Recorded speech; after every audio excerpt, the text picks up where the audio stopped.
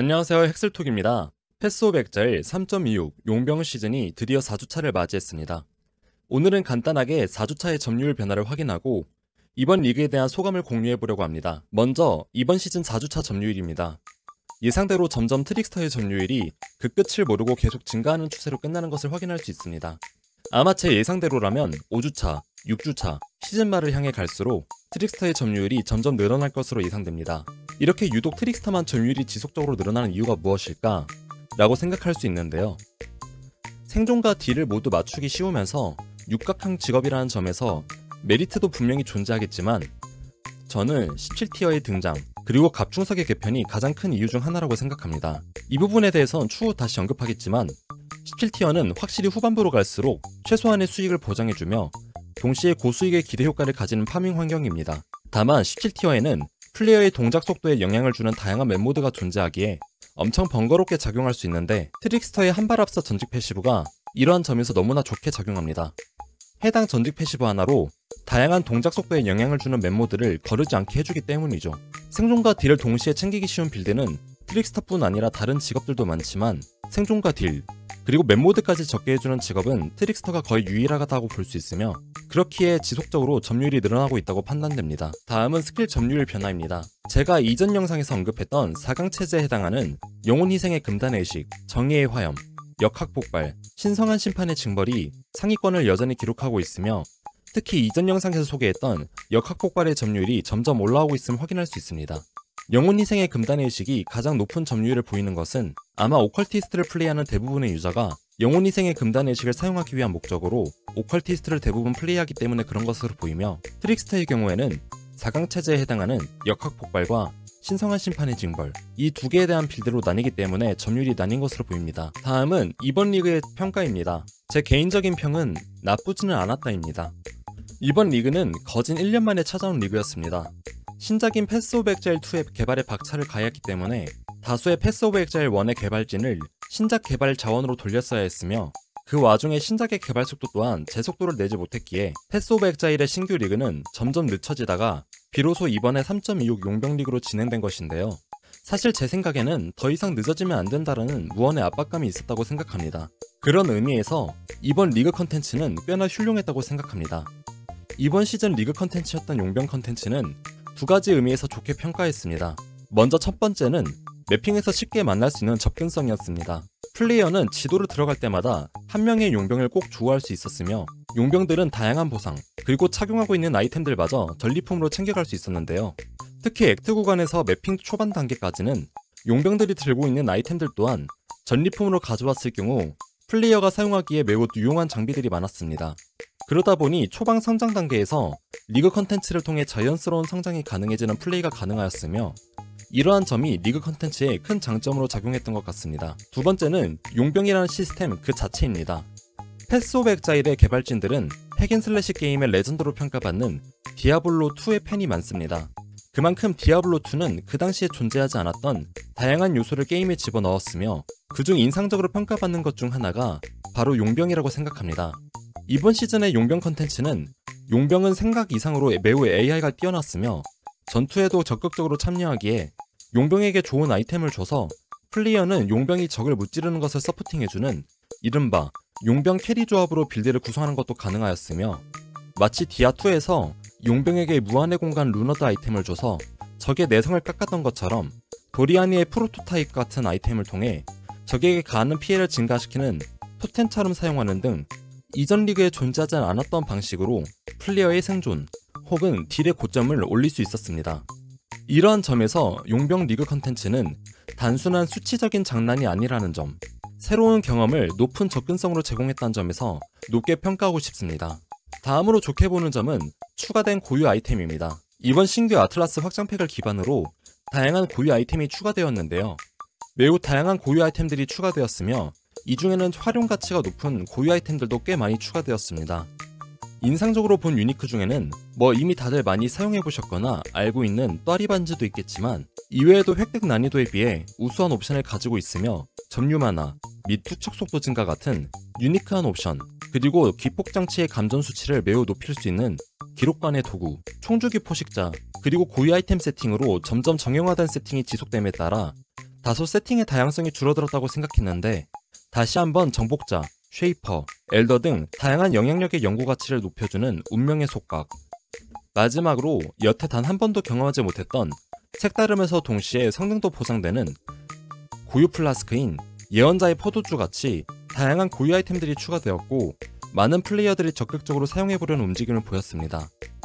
보통 신규 아이템들이 10개 정도 출시되면 보통 2개에서 3개 정도가 제대로 사용할 수 있는 아이템인데 이번에 출시된 고유 아이템들은 꽤 많은 아이템들이 그 활용 가치를 인정받은 듯 보이며 GGG 또한 이번 고유 아이템의 설계를 잘 해낸 것으로 보입니다. 마지막으로 정착자 리그의 편입 관련입니다.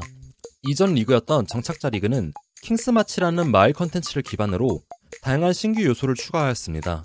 마을의 일꾼을 고용하여 수송을 보내거나 본인이 사용하지 않는 지도를 소모하여 지도를 클리어하게 하는 등 여태 없었던 다양한 컨텐츠들이 있었으며 동시에 플레이어의 시간을 뺏지 않는 선에서 자동으로 그 결과를 얻을 수 있는 수단들이었기 때문에 좋은 방식의 컨텐츠라고 생각하였는데요.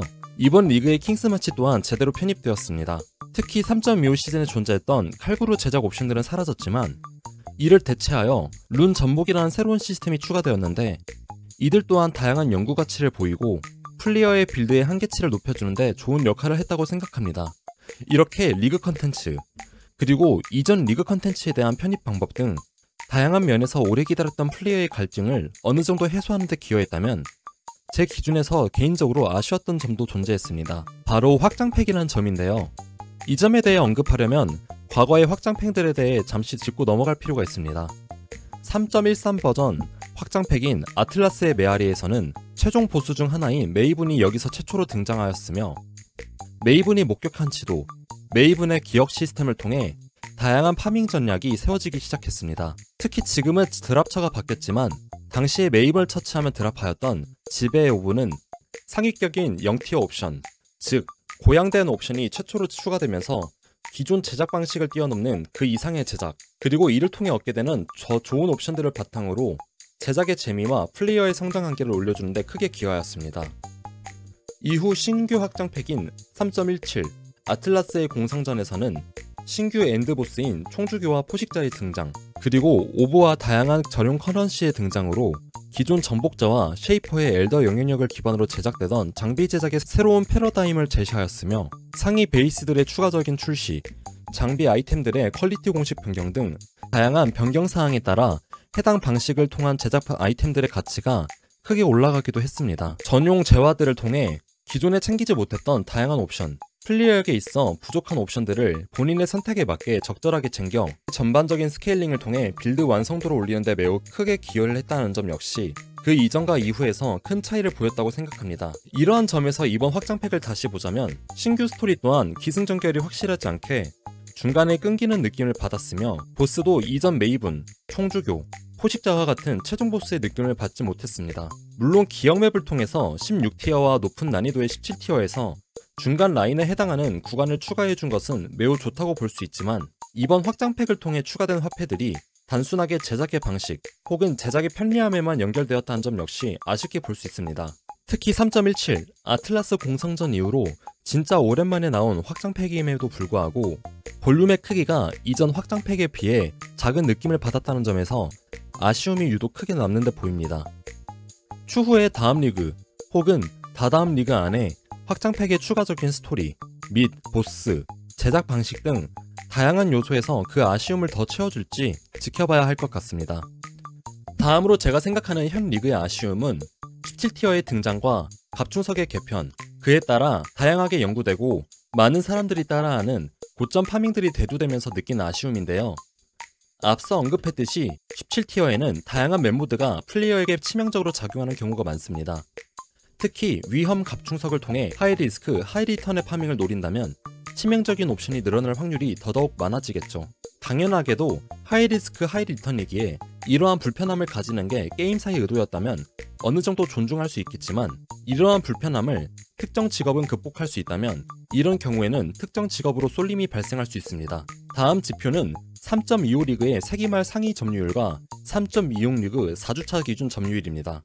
이미 3.25 때 수많은 유저들의 주목을 받고 하이엔드 파밍에서 우수한 전직으로 평가를 받은 트릭스터는 이번 리그가 시작되기에 앞서 기존의 트릭스터로 많이 플레이했던 번개 타격, 강철 분할 같은 스킬들의 너프, 트릭스터 전직 패시브의 너프 등 다양한 면에서 수치적인 조정을 받았습니다. 그 때문인지 시작은 4%의 점유율로 너프를 먹은 게 확실히 체감이 나는 점유율을 보였지만 결국 최종적으로는 현재 10%의 점유율로 주차를 거듭할수록 꾸준히 매우 큰 변화를 보이고 있습니다. 이렇게 다수의 유저가 최종 파밍 직업으로 트릭스터를 하는 데는 맵모드를 최대한 거를 수 있게 해주는 한 발 앞서 옵션이 주요 원인이라고 생각합니다.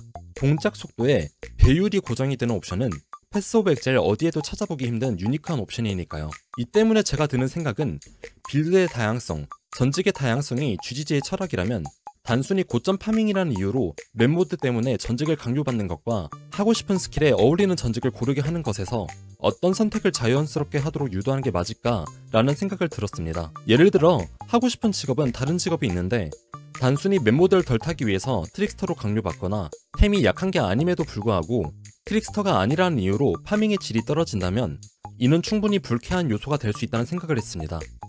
차라리 트릭스터의 한 발 앞서 같은 옵션이 어떤 직업으로든 사용 가능한 획득 난이도가 높은 주얼 혹은 고유 아이템으로 구현되는 등 아이템에 대한 비용적 가치만 지불하면 트릭스터가 아니더라도 어떤 직업으로든 고점 파밍에 대한 기대치를 가질 수 있다면 세기말로 간다 해도 점유율이 기존보단 다양하게 분포되지 않을까라는 생각이 듭니다.